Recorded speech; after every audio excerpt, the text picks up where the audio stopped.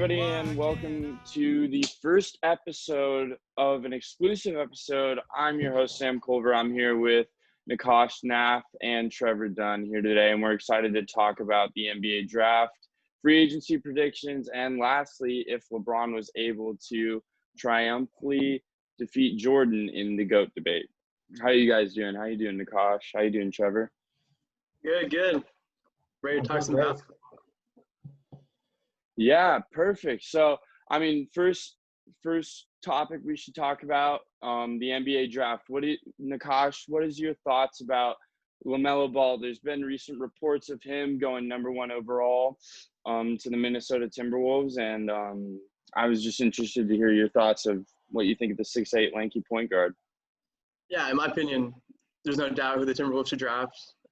Depending on if they trade that pick or not. If they end up holding the pick come draft night, I think they should take LaMelo Ball. There has been recent reports that they would either trade the pick for a guy like Bradley Beal or somewhat, or even take Anthony Edwards. I don't think they should take Anthony Edwards at all.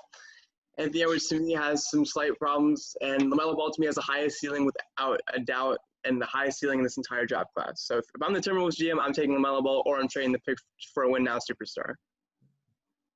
Now, interesting of you to say that Edwards, coming into the college basketball season pre-coronavirus, he was considered undisputedly probably the number 1 pick of this draft. But in recent reports of his shooting struggles down at Georgia, many teams are kind of concerned of the young guard. Trevor, what do we think about James Wiseman and the Golden State Warriors? What do we think about that possible matchup happening? Well, James Wiseman, I think he could really have a good fit with the Warriors. Some concerns are his lack of just ability to be enthusiastic about things. I feel like he's had like a lack of motor, obviously going back to the fact that he was suspended by the NBA for this controversial decision by received money from Penny Hardaway. So I think Wiseman has fallen from a lot of teams like top boards. I think someone like Obi Toppin maybe might be in that discussion area, or if they really were interested in going somewhere off the book, Denny Adavici from Israel, or Devin Vassell from Florida State. Devin Vassell, I think, is a great guard. I think, him coming over, transferring to Florida State really solidified that team and was able to help them make a push last year in the March Madness tournament.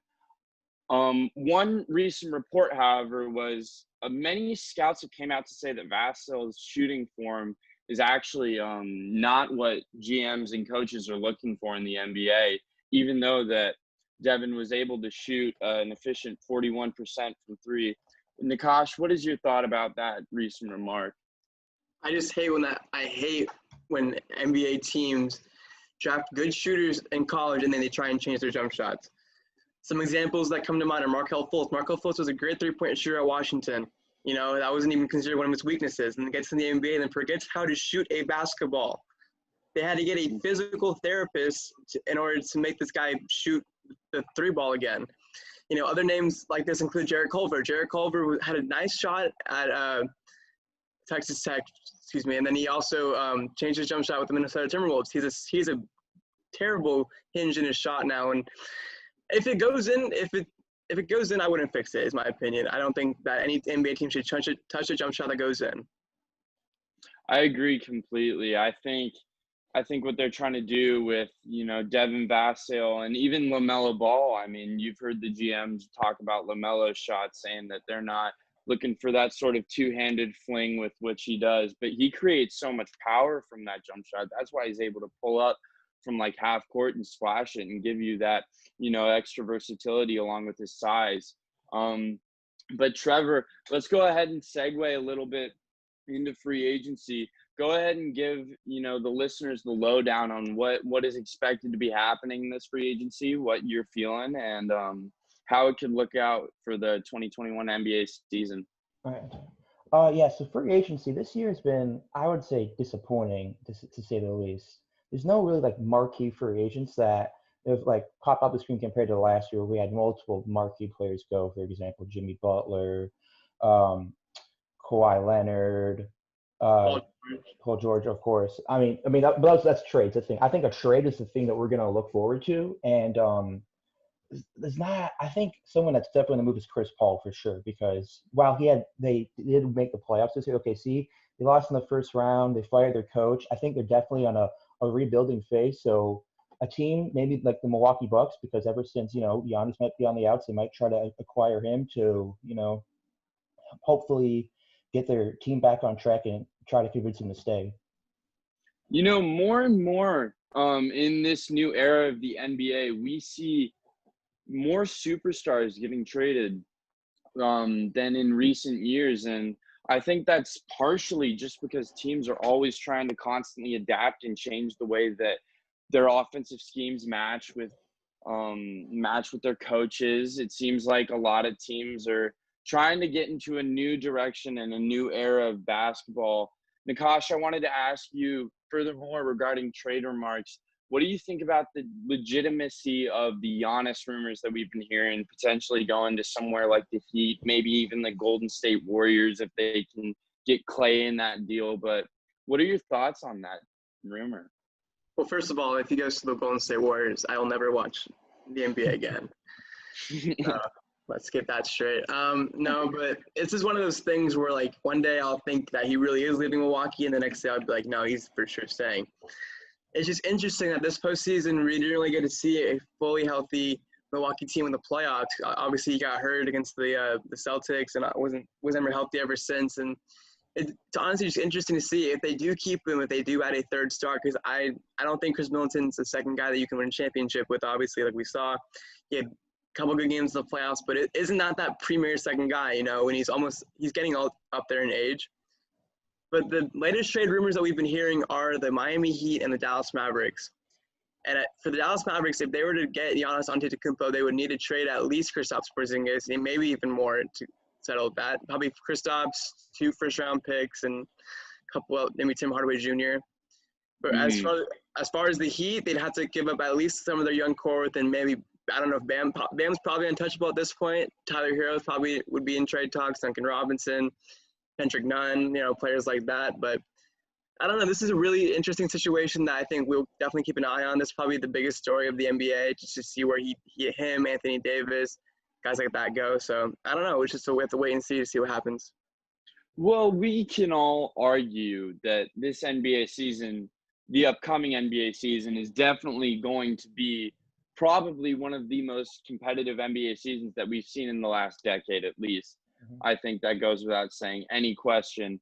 And I truly believe that a team like the Miami Heat or a team like the Dallas Mavericks could totally be in play and would pull the trigger on a Giannis trade. But if you're looking at a Milwaukee Bucks standpoint, point of view, you're wondering to yourself, oh, is it worth it if I'm giving up Kristaps and all these players just for Giannis? It's really hard to match value. And I think that's where teams like the Clippers have screwed up in the past, matching value for Paul George. It's hard to really match a true value for a superstar if you're going to trade for one. But I definitely think that this free agency is going to be an interesting one and full of tons of surprises. Without a doubt, I wouldn't be surprised at all. Next, I would love to talk about how the Lakers won the championship. Do you think that it's enough for LeBron to cement his legacy as the greatest of all time? Do you think that Jordan still has one more? Trevor, let's go ahead and start with you. How are you feeling about the Lakers championship? Again, it was a great success for the Lakers.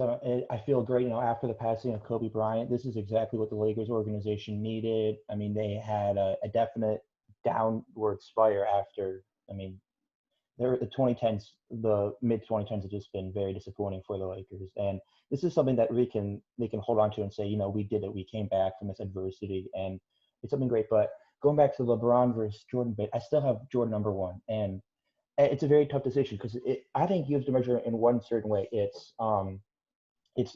peak over career greatness. Because I think maybe LeBron has the better career overall. If you just match up by year and year success and how good he's been at this age, you might be able to give the edge to LeBron. But when I look at peak success, I still think Jordan still gets the edge over LeBron.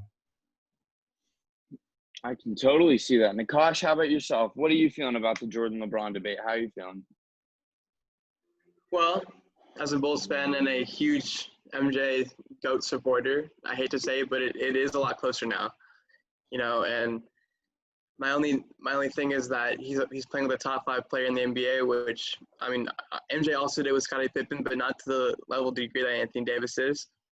MJ never had the teammates LeBron did, but I don't know if that's a fair argument anymore, but it's definitely close. And I think at the end of his career, he'd probably look at the scoring record, and if he were to do that and win Finals MVP and other Finals, that would probably give him the right to call him the GOAT. 5 rings, Finals MVPs, and he'd probably get a lot more records on the way, which I think is probably enough for his accolades to go up. But there are definitely blemishes in his career, but it would be the longevity in his career that we would appreciate more at that point. So I don't know. We have to wait and see. Right now, I still have MJ as a GOAT, 100%. LeBron has to do a little bit more, but it's not much. 100%. I completely agree with you on that. I feel like if LeBron is able to get another finals under his belt, another finals MVP, and take the Lakers to the championship next season, I feel like that will solidify him more than the GOAT. I still, personally, for me, believe LeBron James is the greatest player of all time. That's personal bias just because I believe I've watched LeBron play and I never got to see what Jordan was like in his era. So that's where I stand on it. But I think that basketball fans all around the world can agree that this NBA season is going to be one for the books. I think, the competitive nature of it, the number of superstar duos that teams have, it's absolutely crazy. The East is only getting more competitive along with the West. The West is definitely the more dominant conference, in my opinion. But I think that NBA fans all around the world can agree that this season is going to be one full of hard-fought battles. All right, guys. One last topic I wanted to talk to you about is MVP predictions. Obviously, you have a lot of good players coming back into the league, like Kevin Durant. A lot of teams are going to have more duos now. Nikash, why don't you go ahead and get it started and just give us your way too early MVP season prediction? Well, for me, it's the guy from the Western Conference. I think that if the Dallas Mavericks make a splash in free agency, add just one more legit star, I definitely think Luka can win MVP next year. He's putting up numbers like no one's ever seen before. I think last year's stats 29, 9, and 8. It's a near triple-double in his second year, which is insane. He will be one of the top 5 players in the league for the next decade, I can imagine.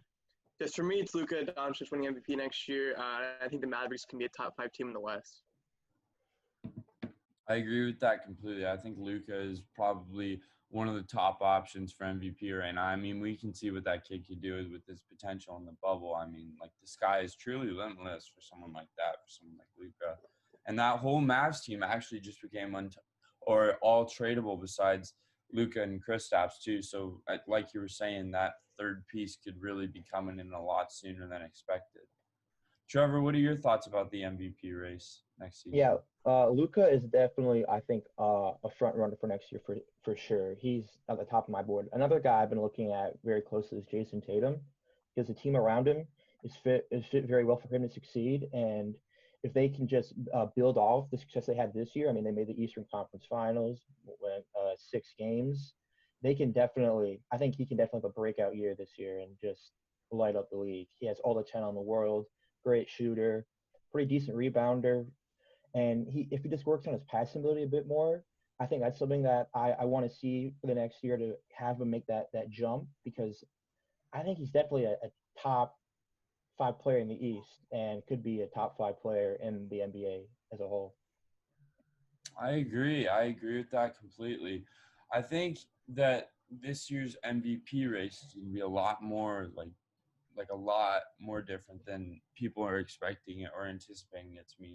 I feel like this is probably one of the most wide open MVP races we've ever had, just due to the fact they're literally all the stars on every single team are so dispersed now throughout the NBA. But I definitely feel as though this MVP race is going to be one to remember for sure. I agree. I'm excited. It's going to be a great season.